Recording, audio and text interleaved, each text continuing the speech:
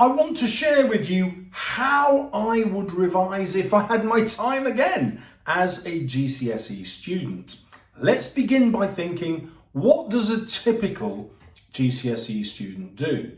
Well, they tend to hold on to their revision until they've got their mocks, and then they set a portion of time, on average about a week, to revise for those mocks. Then they get exhausted by the mocks, and then once the mocks are done, they never revisit them. So the mocks were almost useless in building memory.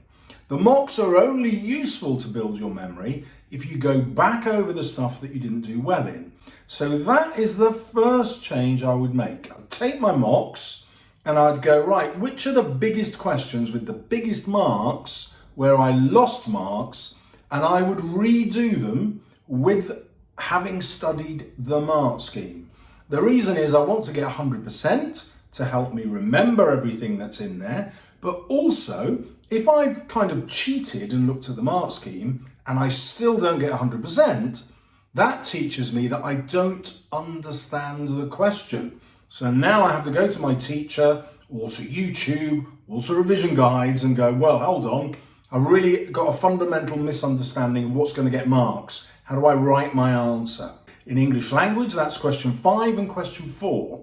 In English literature, it's all of them except the unseen poem comparison. Who cares? It's hardly any marks.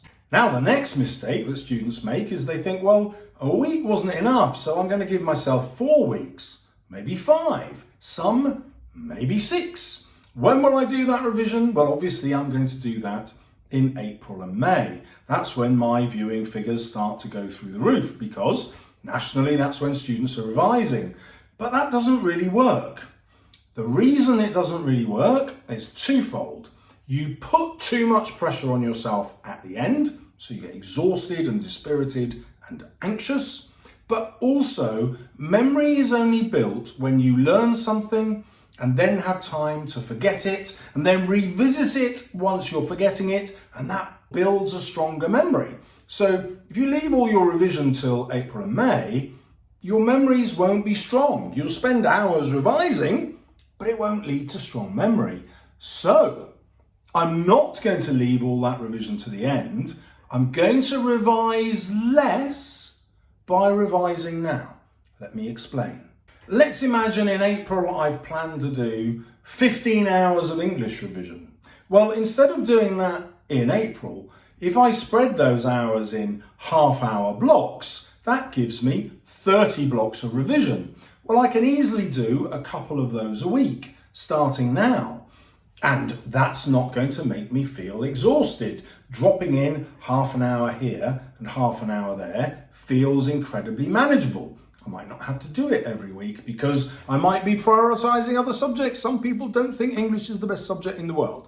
But you get my point. You spread those half hours over a much longer period, and that means you revisit stuff as your brain is starting to forget it. You remember more of it the next time. You're not revising any more hours. In fact, by the time you get to May, you're thinking, wow, I know this stuff. So I can afford to spend an hour here or a couple of hours there refining the stuff that I don't know, because I'm now going for much higher marks because I know so much more of the content. And this brings me to the next issue. Students don't know what's the best form of revision. Really good students realise that they have to retrieve memory, and so they do that using flashcards. They test themselves and then realise, oh, they could kind of pretend that they knew it, and they get other people to test them, or they use an online site to do it, like Anki or Quizlet. However, the exam doesn't test you using flashcards, does it? It asks you to apply your knowledge. And so that's what your revision should mostly consist of. And the best way to do that is past paper questions. In English, that's perfect because you can do past paper questions in a number of ways. We've talked about redoing the mocks. The other way you can do it is get online, get the past paper questions and the answers. So you could study the answer, study the question, leave it for a week so that you will build stronger neural pathways, because over a week you'll forget a bit, and then answer the question using the mark scheme. Mark it. Then you're checking it to see if there's anything that you've missed. You're improving your answer, and then a week later or 2 weeks later or 3 weeks later, you're going to spend another half hour redoing that question to see if you remembered it. Now, you might need to build up towards that sort of stamina. The easiest way to do that, instead of writing whole answers all the time, is to sit down and say, right, well, what quotations would I use? And I'll just write those down. What order will I put my points in? And just write a plan like that. And so, a 30-mark essay that takes 45 minutes to do might only take you 12 minutes to plan in this way. So you can revise 3 or 4 of those essays in your half hour to 45-minute session. In another revision session, I'm going to go super speedy again. Instead of writing my answer down by hand, I'm going to try and dictate it from my plan. Dictation is much, much quicker than handwriting, and you can't write something you can't say. So it's an excellent training for the exam. You also find that you get lots more down. So yes, you have to do some answers where you're building handwriting speed, but at other times you might say, well, I've only got half an hour here. I can't write a 45-minute answer in that half an hour, but I can dictate it in 20 minutes. Let's see how I do. And then you'd have 20 minutes of writing the answer, 10 minutes of checking it and improving it. You've done a full 45-minute question and revised it and improved it in 30 minutes. It's far, far more efficient. This year in 2022, the picture for the description question was a bizarre image. I won't tell you what it was because some of you might be having further mocks with the 2022 paper in it. I don't want teachers' heads exploding. But what happened is the student went like this. I don't know what the hell that picture is, it's rubbish. I'll write the story. And the examiner's report said, hey, for the first time ever in the history of this exam, since 2017, most students wrote the story and got better marks because they were writing a real story. They could write like real writers because real writers do not write 350 to 500 word descriptions. But there you go. Let's imagine you're still doing the description question. You can go to your teacher or your school librarian and say, can I please have a book with brilliant descriptions in it, please, miss or sir? You can go away and find 2 character descriptions in it, a positive and a negative, and 2 descriptions of settings or weather, positive and negative. And then you can write those out and then change all the words, but keep the sentence structures. Okay, I'm editing the video now and I think, ooh, an example would be useful. So here it is, check it out, then get on with the video.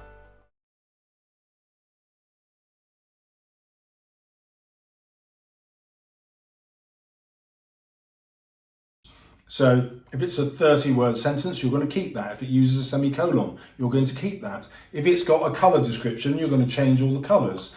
If it's got verbs that are really active, you're going to change the verbs to verbs that mean the same but are different. In other words, if your finished piece of writing, if you put that in front of your teacher, they'd say, oh, that is exactly like so-and-so, let's call it J.K. Rowling and Harry Potter, but none of the words are the same, therefore it isn't plagiarism, therefore you can go away, memorise 2 weather descriptions or setting descriptions, memorise 2 character descriptions, and then you know that at least 2 of those, and perhaps 4 of them, will apply whatever the description question is. And it ain't plagiarism because you've invented it yourself based on what this wonderful writer has taught you.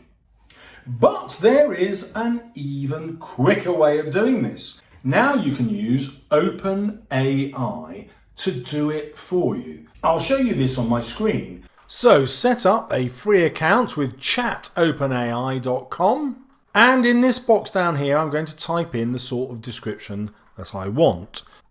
You can learn through trial and error to be as specific as possible in order to get results that work. Sometimes they don't. So I'm going to specify that I want poor weather, I want it to be set in a city, and I want the techniques to include simile, metaphor and alliteration.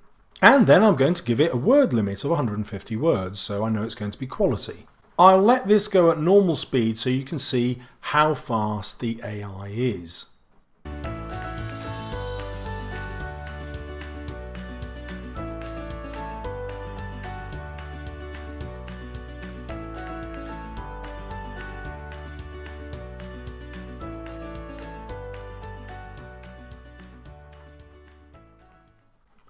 So this is typical of a student's writing when they're learning to be great, but they overdo the descriptive techniques. So I go back and write a new instruction telling the AI to imagine that it's an editor who wants to publish this in a real book.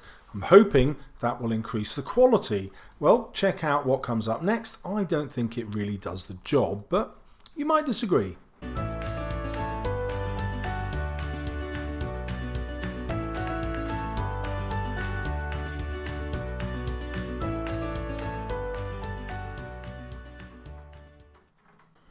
Well, I know I'm going to be able to combine those two descriptions to write something of my own that I'll be able to memorize and use in the exam.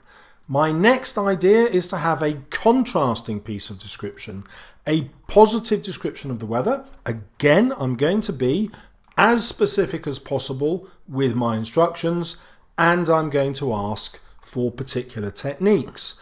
So this time I'm not going to ask for any similes because that's where I thought the AI was over-exaggerating.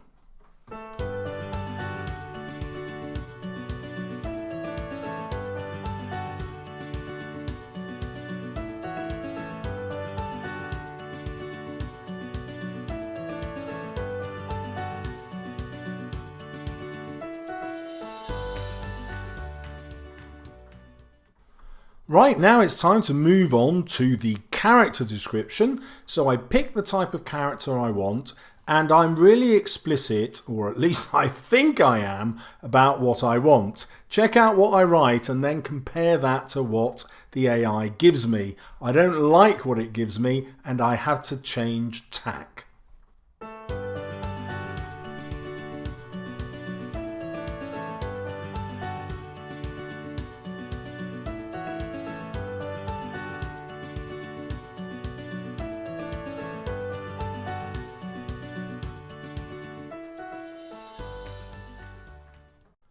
So this time I decide to be specific about where the action's going to take place and what the weather will be like.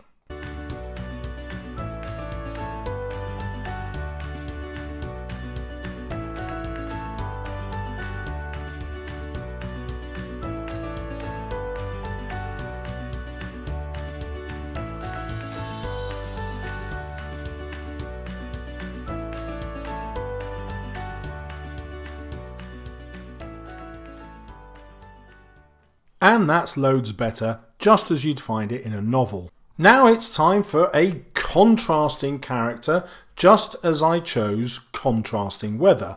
The reason for that is contrast will make my writing brilliant if I include them in the same piece of writing, but also if the question doesn't allow me to use both bits of weather and both characters, I know it will allow me to use one character and one bit of weather because I prepared them through contrast.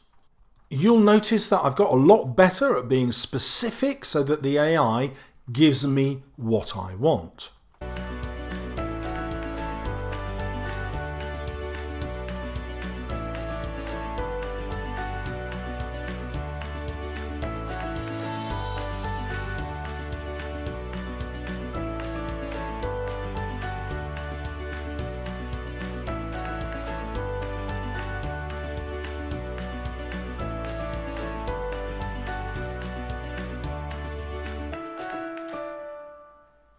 And that trick of getting to weather to match his mood has been brilliant. This is the best paragraph yet, so I've trained myself to get great description. What you'll find, of course, is you will adapt these, whatever the description question is. You'll take words, sentences, phrases. Some of you might find whole paragraphs fit, but if you're someone who just wants to pass the exam, you couldn't care less about English, this is an easy way. But I say it's easy. How are you going to learn these things? Well, you're going to have to practice writing them from memory. And in practicing writing them from memory, you will also become naturally a better writer. So I can put my hand on my heart and say it's not real cheating, because real cheating involves not getting any better, you're just getting a score you don't deserve, whereas the act of memorization and practicing and adapting it to other questions will actually make you a better writer. So it feels like cheating because it takes hardly any time, you learn really quickly to become a really good writer. I've done this, there's a video on it, I'll link it at the end, where the AI got a grade 9. Only just, but hey, who cares? It was a grade 9 for descriptive writing. You could get that too. It doesn't take too long. Your teachers desperately want you to do well in the exam, and they live in much more fear than you do that you won't do well. I know that sounds almost impossible for you to believe because exam pressure really builds in year 11, but it's much, much greater for your teachers. You've got only about 10 GCSE exams to worry about. Yeah, it's going to be hard work, but it's only 10 GCSEs. Your teacher has got a class of a lot more than 10 students, and they take each result personally. Now, a defense against this, so that they can still function, is to say, well, I've given my students as much as I can. It's now up to them to do the work. And then the teacher goes off and has anxiety about whether you'll do the work. But enter into this teacher's fears and say this: I've been doing some revision, miss.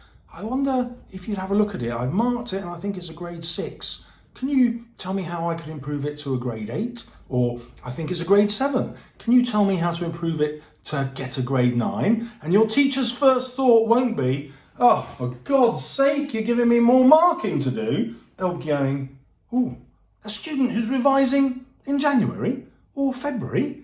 I'm not used to this.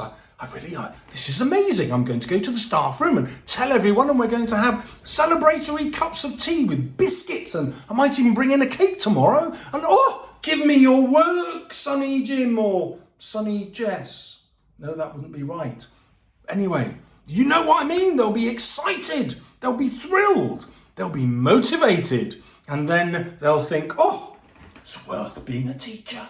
So if you start these little half-hour chunks of revision now, my God, are they going to be motivated to help you get top grades. Let's think now about the literature questions. So super motivated students, you're going to watch all the videos, you're going to buy the guides, you're going to make the notes and pick the best quotations, and you're going to do practice essays. Sorted. But that's not everybody, is it? So what are you going to do if you just want to get through literature? You're not going to take it at A-level. In fact, you don't really enjoy books. You'd much rather watch a movie. What are you going to do? You're going to go to your teacher and say, right, I am going to plan 4 Macbeth essays over the next couple of weeks. Can you tell me the best essay titles to plan? Your teacher will then go, okay, let's be tactical about this. I'll give you one on this character, one on that character, one on this theme and one on that theme. And that might cover everything that comes up in the exam. Brilliant. Oh, I'm so excited. Here are your 4 titles. Shazam. And then you say, because you won't leave at this point, then you'll say, brilliant. Imagine that I could only learn 15 quotations to fit all of those. Can we sit down together for 5 minutes? And that's literally all it would take. Can we sit down together for 5 minutes and write down our list of 15 quotations that would fit all of those essays? And you would do yours and you might struggle to get to 15. I don't know, you might only get 10. But in 5 minutes, your teacher will get to 15. And then you can, sit down and go, okay, right, these are the 15 quotations that I'm going to learn and use no matter what in the exam paper. I might learn loads more quotations through studying the mark schemes and practicing my essays and looking at knowledge organisers or whatever it is, or getting them from videos. I don't care. But I'm going to focus on these main 15 because those are my bankers. Those are the ones that are going to fit most essays, so I know I can write really brilliantly about all of these 15, which means that I'm going to have some kick-ass paragraphs in my essays no matter what the question. And this is how the exam works. If you have kick-ass paragraphs here and there, but not here and not there, but they come back here and they come back there, the examiner doesn't say, oh, that's a totally inconsistent essay, I'm going to give it a low mark. No, they just give you credit for the really good stuff. and they don't take marks away for the bad. So, get your teacher on side to give you those top 15 quotations for each text so you can practice using them, and you will flourish. It will be impossible for you to get less than a grade 7 doing that method. The other thing in literature which gets you the really top grades is writing about the author's perspective and intentions. To do that, you need to write a thesis statement. You're going to need your teacher's help for this, perhaps, or you might already have the subject knowledge. You'll definitely find them in videos, and you'll definitely find them in guides. But what you need to do is say, right, Mr. Salles says, I need a 3-part thesis statement. And in that thesis statement, I'm going to cover different perspectives from the author. You need to learn what those are and then practice applying them to past paper questions. So for example, if you're doing an inspector calls, and one of Priestley's main points is that he's anti-war. Did you know that? Did you think it was just an anti-capitalist play? No, it's also an anti-war play. Which quotation are you going to use for that? It's the inspector's last words about learning the lesson in fire and blood and anguish. A direct reference to the First World War and the Second World War, which the audience had just been through in 1945. And so you can see the inspector's last words are an anti-war message. If we don't learn to look after each other, we will end up being a society that goes to war. Am I going to put Priestley's socialist message in my thesis statement? Of course I am, because I need 3 things. I might also have how he chooses the victim to be a woman, Eva, and how he chooses the potential heroine to change the Burling family as Sheila, as another female, in order to dramatise how important it is for women to seek power and influence, as they now have the vote, in 1945. And now in my revision, I just have to make sure I can match all of those 3 things, whatever the question title. Remember, you don't have to write these practices, you can just dictate into your phone. Imaginary phone here. And a surefire way to get grade 9 is to learn content that other students don't know. Shazam, that's why all my guides are there, like subtle advertising. But I write guides because they are different to anything else you can buy on the market. What makes them different? Not that I wrote them, it's that I don't care about the profit. I earn far less than other people on my guides because my guides are really big and therefore, they take a lot to print. And that's because they're full of grade 9 ideas. So, that's where I get my satisfaction, giving students stuff that's going to get them top grades. I'm guessing if you're watching at this point in the video, top grades is motivating you.